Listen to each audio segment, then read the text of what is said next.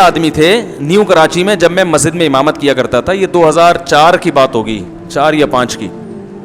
تو ایک بوڑھے آدمی تھے, 60 سال ان کی عمر ہوگی, وہ مجھ سے ملنے کے لیے آئے.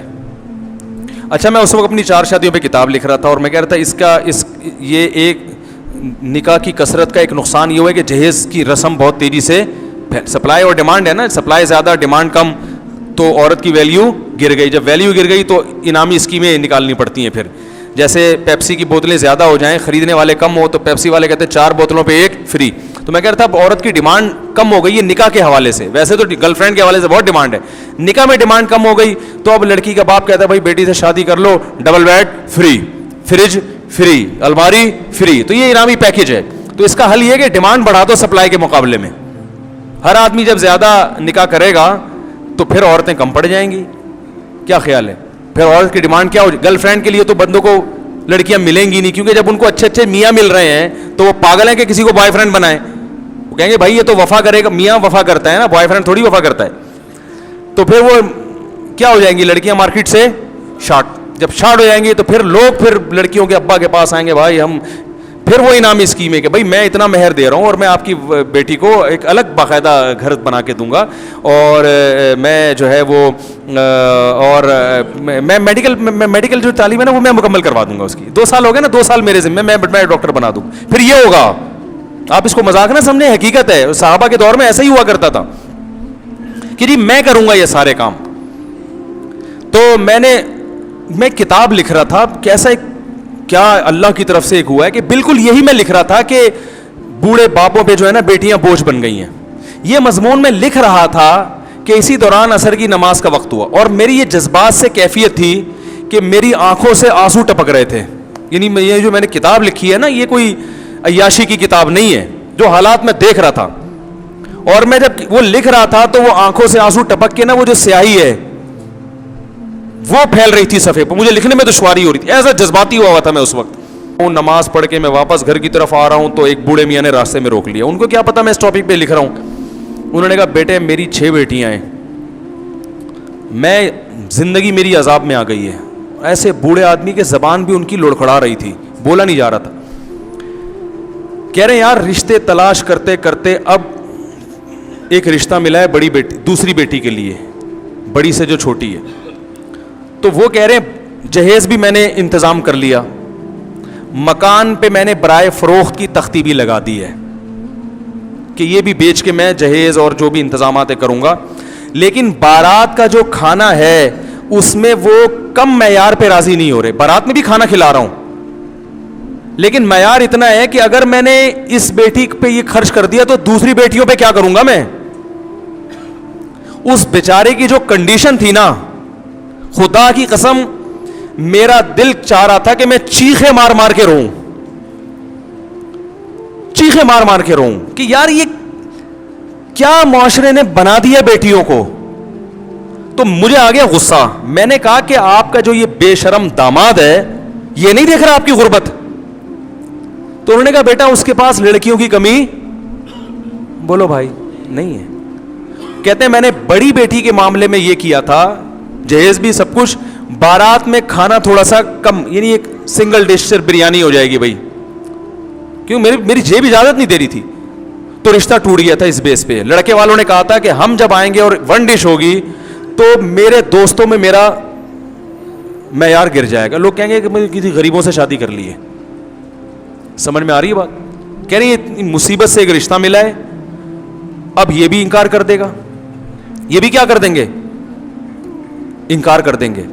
تو پھر جیسے بڑی بیٹی بیٹھی ہوئی ہے اس کی تو عمر اتنی ہو گئی, اب اس کے رشتے کا امید ہی نہیں ہے, تو اس کا بھی کہہ رہے باقیوں کا کیا کروں گا میں. تو میں نے ان سے کہا, تو یہ میں بڑا جذباتی ہو گیا تھا نا اس وقت. پھر میں نے واپسی پہ یہ واقعہ بھی اپنی کتاب میں لکھا ہے, میری کتاب میں یہ واقعہ بھی آپ کو ملے گا جو اسی وقت لکھا پھر میں نے لا کے, اور پورا یہ بتایا کہ میں ابھی واقعہ لکھ کر گیا ہوں اور نماز پڑھ کے بالکل اسی سے ملتا جلتا واقعہ ہو. تو میں نے پھر ان کو کہا, میں نے پھر ان کو وہی مجھے یہ میت والا واقعہ یاد آیا نا, میں نے کہا پھر آپ ایسا کریں بارات کا کھانا کھلائیں, کہیں سے انتظام کرتے ہیں, اللہ نے ہمیں توفیق دی ہم بھی کچھ کریں گے, اور ویسے کرنا چاہیے, بہرحال مدد تو کرنی چاہیے. مسئلہ یہ ہے کہ وہ انکار کرے گا, رشتے کے مسائل بہت ہیں, لڑکی والوں کو یہ منہ میں ہڈی دینی پڑتی ہے, ورنہ وہ اس سے بھی جاتے ہیں نا, اس گھر تو بسانا ہے اس نے. تو مجھے وہ کہنے لگے کہ کیا کروں. میں نے کہا پھر آپ ایسا کریں, میں ایک دم جذباتی ہو گیا, میں نے کہا آپ ایسا کریں, رشتے کا انکار تو آپ نہ کریں, کیونکہ یہ جیسا بھی ہے نہ ہونے سے بہرحال بہتر ہے, ورنہ بیٹی کو کہاں آپ لے کے جائیں گے, وہ تو پھر خراب ہو جائے گی معاملہ اس کا. اور آپ کی عمر 60-62 سال عمر ہے, تو اللہ نہ کرے کل موت واقع ہو جاتی ہے تو 6 بیٹیاں بیچاری کیا کریں گی. لبرل لوگوں کے پاس تو اس کا حل یہ کہ جاب کراؤ, ان کو پڑھاؤ لکھاؤ اور انڈیپینڈنٹ کر دو. یہ پاگل پنے والی باتیں ہیں, صحیح ہے نا. نیچر کا کوئی آلٹرنیٹ نہیں ہے. آپ جاب کر رہے ہو لیکن روٹی نہیں کھا پا رہے اس پیسوں سے, وہ جاب کسی کام کی ہے؟ کیونکہ روٹی آپ کی باڈی کی ریکوائرمنٹ ہے. تو اسی طرح میرے بھائی آپ کروڑ پتی بن جائیں, لڑکی کے پاس شوہر نہ ہو جو اس کی فزیکل ریکوائرمنٹ بھی ہے اور اس کی مینٹلی بھی اس کو جو ہے وہ اس کو سپورٹ کرے گی, یہ چیزیں نہ ہو تو آپ کے پاس قارون کا خزانہ بھی ہو, وہ اس کا آلٹرنیٹ نہیں ہو سکتا.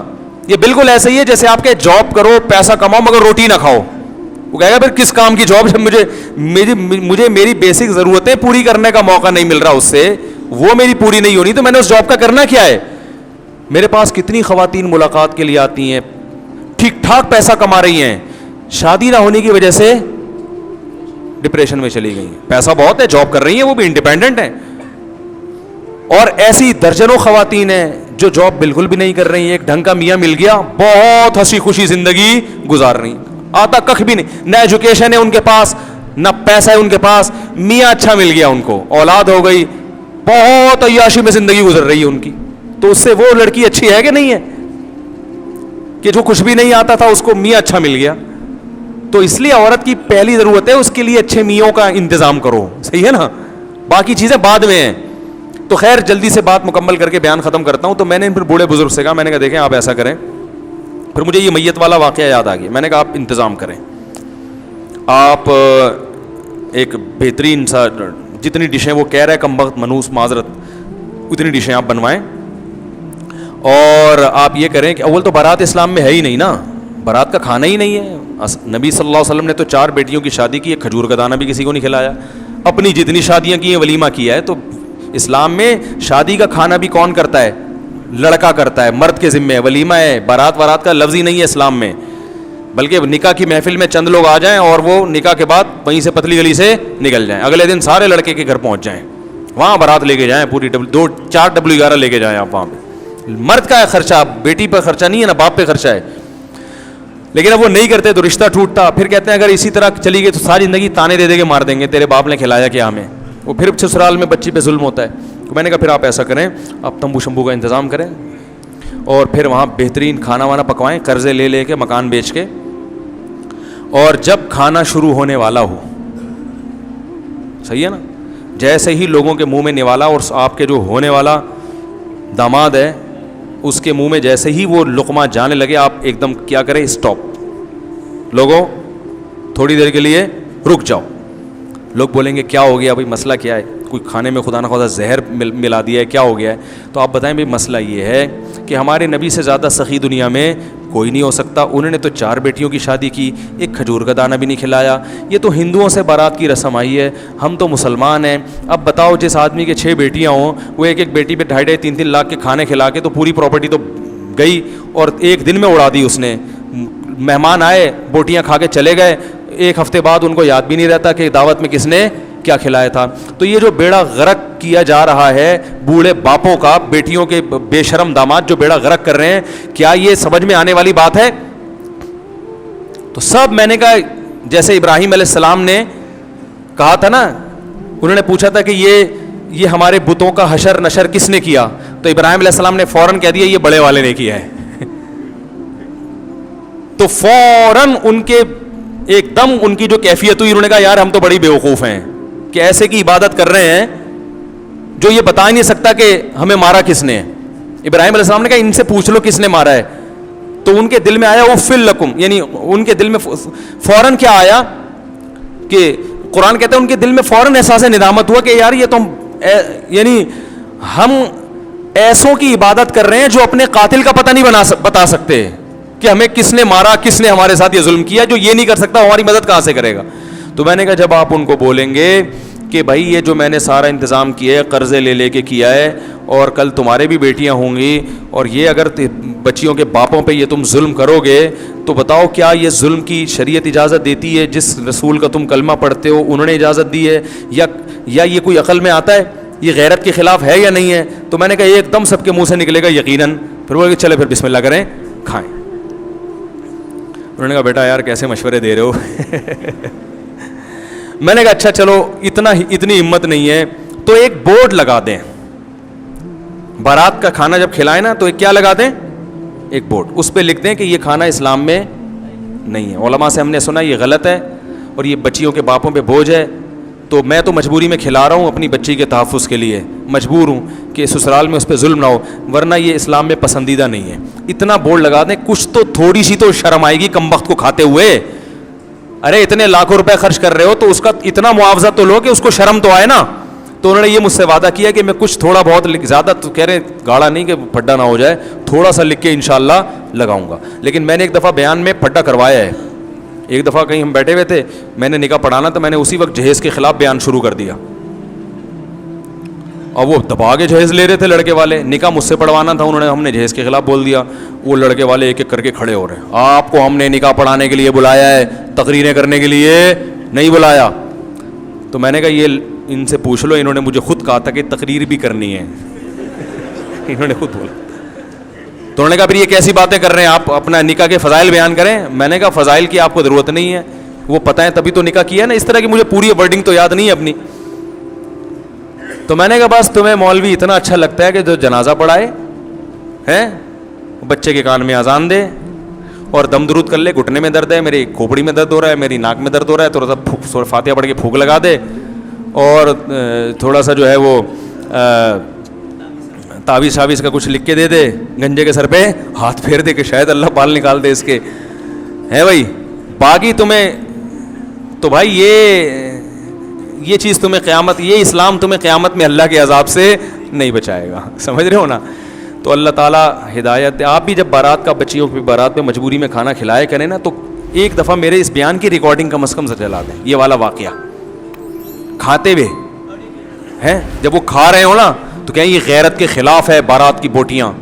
اچھا ایک بات یاد رکھو, فقہا نے بیان کیا ہے کہ جس کو ظلم کا خطرہ ہو اس کے لیے رشوت دینا جائز ہے, کیونکہ آپ نہیں دیں گے تو ظلم کرے گا نا, تو لینا تو حرام ہے, دینا جائز ہے. تو اس لیے پہ بارات کا کھانا بھی ہے. اگر آپ کو یہ خطرہ ہے کہ بچی, کیونکہ سب نے یہ تقریریں نہیں سنی ہوئی ہوتی, اور سنی ہوئی بھی سب نے ہوتی ہیں تو سمجھ میں نہیں آتی, اور سمجھ میں آ بھی جائیں تو سب اتنے نیک نہیں ہوتے کہ عمل بھی کریں. تو پھر یہ باپوں کی مجبوری بن چکی ہے کہ بچیوں کو رخصت کرتے ہیں تو وہ بارات یہ ٹوپی ڈرامے کرنے پڑتے ہیں. تو اگر خدا نہ خواستہ اتنا ڈر ہے کہ رشتہ ہی ٹوٹ جائے گا, بچی کا گھر ہی اجڑ جائے گا, تو پھر آپ بھی کھلا دیا کریں اس نیت سے کہ منہ میں ہڈی دے دینی چاہیے, ٹھیک ہے نا. کوئی زیادہ بھونک رہا ہو نا تو بھائی ایک تھوڑی سی بوٹی ڈال دو کہ چپ ہو جائے گا, جان چھوڑا ہماری.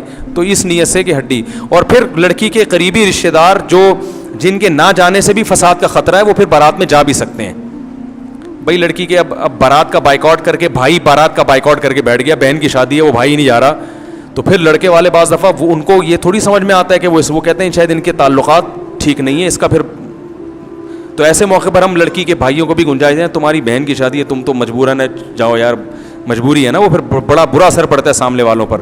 تو ابا ہی شارٹ ہو گئے بارات سے کہ یہ ناجائز ہے, میری بیوی کر رہی ہے مجبوری میں تو میں نہیں آؤں گا. تو داماد بولے گا یہ تو پتہ نہیں بیٹی کا باپ ہی مارکیٹ سے کیا ہے, تو وہ پھر اور غلط مطلب لیا جاتا ہے. تو پھر رشوت جیسے ظلم سے بچنے کے لیے دی جاتی ہے نا, تو پھر وہ اس حد تک ان رشتہ داروں کا جانا بھی, اس کی بھی گنجائش ہوگی. سمجھ رہے ہیں, کیونکہ اس میں بعض لوگ غلو کرتے ہیں اور وہ کہتے ہیں بارات اسلام میں جب جائز نہیں ہے, ناجائز ہے, غلط ہے, تو وہ پھر اتنا بائیکاٹ کروا دیتے ہیں کہ وہ خود اس حالات سے گزرے نہیں ہوتے.